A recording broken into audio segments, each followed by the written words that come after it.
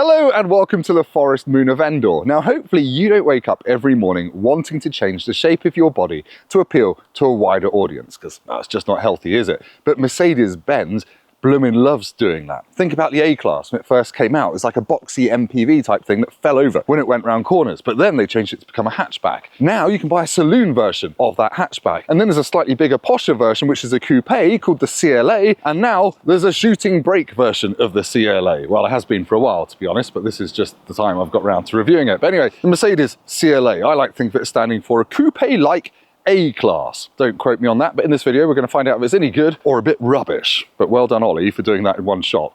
Well done cameraman. Can we all give him applause in the comments so he didn't fall over?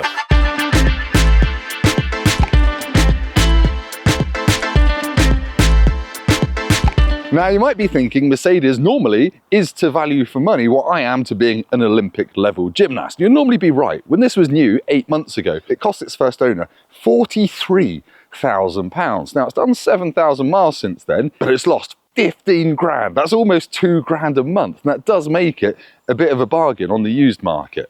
But is it a car you actually want to buy? Let's find out. Like a dwarven elephant, this has a bit of a funny size about it. It's 4.7 meters long, which makes it a whopping 30 centimeters longer than the A-Class hatchback upon which it's based. But only that much shorter than the full-on C-Class estate. Now, compared to a normal A-Class, the track on this is wider. So that's the distance between the left and the right wheels is a bit wider. So it should feel like a more grown-up car out on the road. But I think from the side, it just looks a bit different and very premium, especially handily on this AMG line premium model, which gets these lovely 19-inch wheels with this proper old school classy Mercedes design. Do you like it? Tell us down in the comments and I will fight you if you say no. Now this second generation of the CLA came out back in 2019 and it was facelifted in 2023. This is a facelift model. It's got these delicate twin daytime running lights running around the headlights on AMG line models and upwards. I think it looks super sharp. The rest of the changes in that facelift were quite subtle. The only real one on the outside at the front, other than those, is the grille. If you look closely, these aren't dots on the grille. They're tiny little baby Mercedes-Benz stars. Now, you'll either think that's chintzy or cool as f***.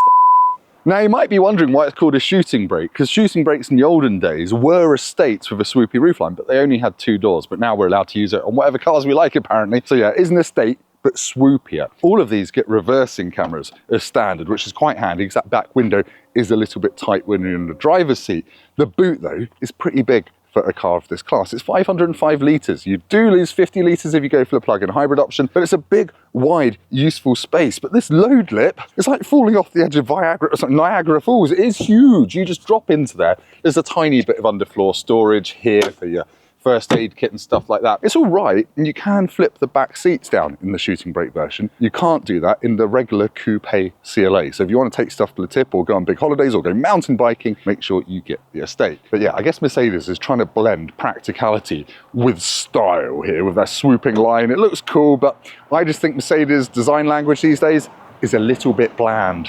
Now inside, the CLA feels a lot like the latest A-Class. That is to say, it looks and feels very nice. You get these man-made leather seats, and Mercedes has been doing man-made leather since I was in short trousers. Unfortunately, these particular ones are the same colour as a manatee that's being peeled open. So you are just sitting on a sea cow, but they do come in black as well, so don't worry about that. You get 2 big 10-inch screens, almost as standard. The very entry level gets a 7-inch screen here, but most models now after the facelift get the big ones. It's really easy to use. You've got wireless CarPlay and Android Auto. They're sharp, they're easy to use. You do have to use haptic buttons on the steering wheel to control some of the things, which I'm not a massive fan of. It's a very busy steering wheel. And they've taken Volkswagen's worst idea, the haptic slider, and put it on the steering wheel for the volume, which is just really annoying when you're doing a 3-point turn because you can deafen yourself. But otherwise, I quite like it. Storage is pretty decent. You've got a big deep hole here which is felt lined. You've got a wireless charger there, 2 cup holders which you can pop out there.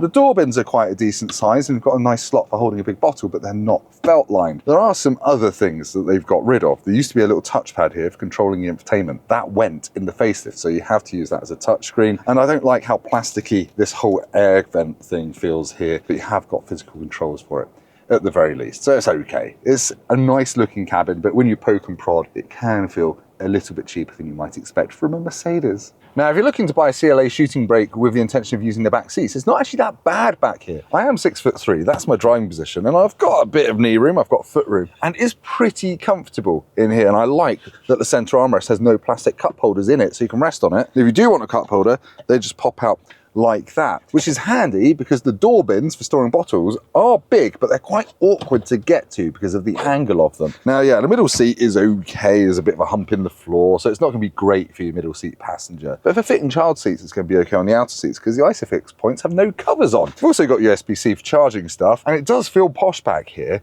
but for me, my eye line is right here. It's not looking out the window, so tall people will feel a bit claustrophobic back here. But on the plus side, I suppose if you're into window fetishes, they do go all the way down.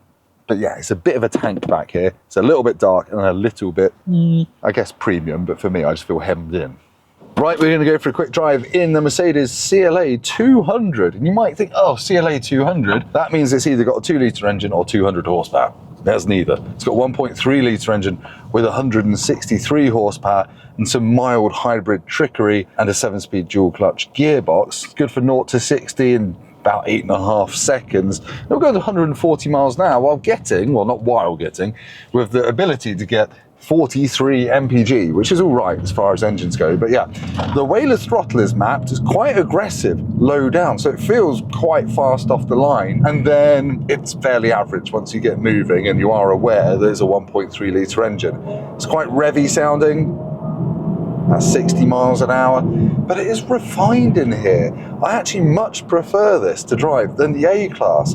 I think it's just because the wheels are a bit further apart. The wheelbase is the same, so it's not the most comfortable thing. The ride is pretty stiff on these 19-inch wheels, but it just feels more grown up and a bit more darty in terms of the handling. It's actually quite an enjoyable car to drive quickly down a country road. Now, I think most of these are going to live on the motorway, munching big miles, and thankfully, Mercedes still offers a diesel engine with this, which will get 50, 60 mpg quite easily. There's also four-wheel drive options. Look out for the massive 4MATIC in capital letters badging. That was a bit Alan Partridge, I'm sorry. But yeah, to actually live with is quite nice. It's got decent view out. The rear window does feel quite far away, and there are some big blind spots on the back pillars. But yeah, at motorway speeds, not much wind or tyre noise. It's a comfortable, grown-up car that kind of drives how you think it would from looking at it. It's not the sportiest thing in the world, and it's actually not the most comfortable thing in the world. A C-Class estate is comfier and a bit more grown up. I like it. It's got very few annoyances to drive other than the haptic steering wheel stuff that I've already spoken about. Maybe just get it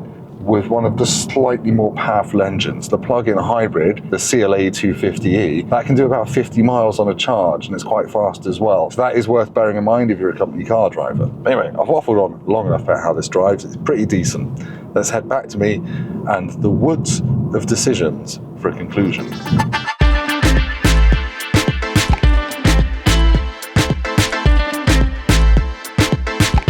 Right, the Ewoks have seen off the stormtroopers on the speeder bikes, and now I can get nerdy about the Mercedes CLA in my conclusion. Now, to be honest, I've liked this car a lot more than I thought I was going to. I'm a medium fan of the A-Class, but this being bigger just feels more grown up and more refined out on the road. I like the way it looks. I like that it's pretty practical. You could use this as a family car. The only practical annoyance is that massive load lip in the boot, and the boot not being as big as in a C-Class estate, which wouldn't be too much more money than this. And we should talk money, because depreciation hasn't been kind to the CLA Shooting Brake. You can pick one up for about 27 grand, basically nearly new, which is what, 15 grand off list price, which is amazing.